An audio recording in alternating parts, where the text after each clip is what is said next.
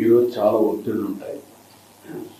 ఎందుకంటే ప్రపంచంలో జెరూసలేం వెళ్తారు క్రిస్టియన్స్, మక్కాకి వెళ్తారు ముస్లిమ్స్. హిందూస్ అంతా జీవితంలో వెంకటేశ్వర స్వామి దగ్గరికి వచ్చి దర్శనం చేసుకోవాలని కోరుకుంటారు. రెండోది వైకుంఠ ఏకాదశి రోజు రావాలని అందరూ కూడా వాళ్ళ జీవితంలో ఒక పెద్ద దీక్ష.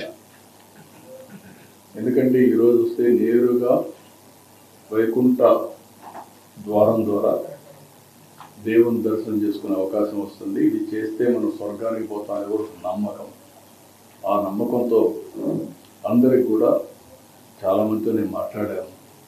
10 సార్లు వచ్చారు, 12 సార్లు వచ్చారు, 13 సార్లు వచ్చారు. ఇక్కడ జరిగినప్పుడు కూడా సంఘటన నేను సింక్రనైజ్ చేసుకుంటే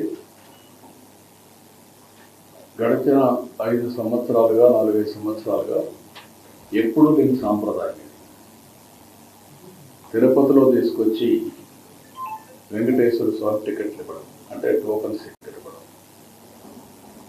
అందరి మనోభావాలు ఏమున్నాయంటే, మేము కొండపైన ఉన్నప్పుడు క్యూ లైన్లో 36 గంటలైనా 45 గంటలైనా ఉంటాము. వెంకటేశ్వర స్వామిని తలుచుకుంటూ ఆయన లీలను గుర్తు చేసుకుంటూ అక్కడ ఉండే టీవీలు కూడా చూసుకొని మేము నైమికమయ్యి దేవుని సేవలో ఉంటాం, దేవుని సన్నిధిలో ఉంటాం.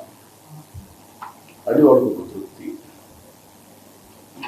కానీ ఎప్పుడైతే తిరుపతికి తీసుకొచ్చారో ఇది మాకు కరెక్ట్ అనిపించలేదు అనేది అందరి మనోభావం. ఇది రాష్ట్రంలో ప్రజలందరి యొక్క మనోభావం. రెండోది వైకుంఠ ఏకాదశి, ద్వాదశి 2 రోజులు పవిత్రమైన రోజులు. ఇది 10 రోజులు చేశారు. ఎందుకు చేశారు నాకు తెలియదు. ఆగమ శాస్త్రాలు దాన్ని అనుమతిస్తాయో కూడా తెలియదు. కొన్ని వెంకటేశ్వర స్వామి ఇక్కడ నెలసినప్పటి నుంచి ఏ సాంప్రదాయాలు అయితే పాటిస్తున్నామో ఆ సాంప్రదాయాలను ఉల్లంఘించడం కూడా కరెక్ట్ కాదని నా అభిప్రాయం. ఆ డెసిషన్ కూడా ఆగమ పండితులు డిసైడ్ చేస్తారు. నేను ఆగమ పండితుని కాదు, కానీ భక్తుడిగా నాకు కొన్ని మనోభావాలు ఉంటాయి తప్ప అదే మనకు వాడు చేయాల్సిన అవసరం ఉంది.